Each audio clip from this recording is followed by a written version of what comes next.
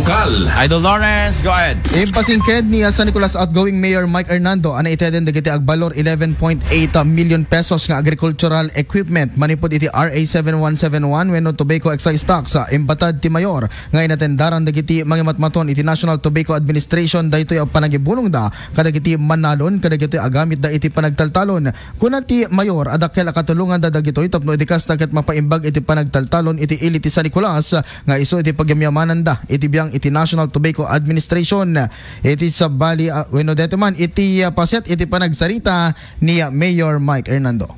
For this year 2025 nated up ulit ay suportate kadagiti taltalon tobacco and non-tobacco farmers nga agda po iti RA 7171 tayo for the year 2022.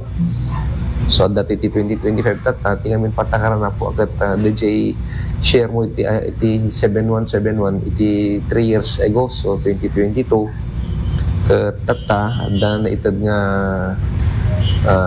ganda ni 12 million nga equipments kada inputs para kada iti tobacco kan tobacco farmers daily San Nicolas. Halang isot na kayo pananabeto ita 38 million amin that share tayo iti 2022 ng digit daduma na usarmot ka digit daduma nga pro proyekto nga kasama iti DJ menu nga mabalin na pangusaran DJ share tayo iti RA 7171 for the year 2022.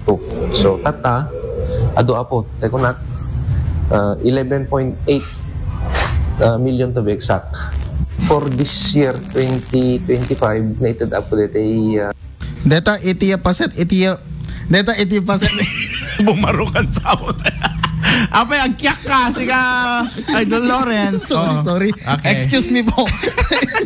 Data iti paset iti pa nagsarita ni Mayor Mike Hernando. Iti sa bali abangir ibakamo ti mayor ana iteden ti stipend dagiti scholars iti Ilid San Nicolas ngagbasbasa iti sekundarya. Imbata ti mayor anong pinanomo daytoy ket isu pa anayon iti pagbasa dagiti ubing. Para iti IFM News, Idol Lawrence Corpus Martinez, tatak aremen.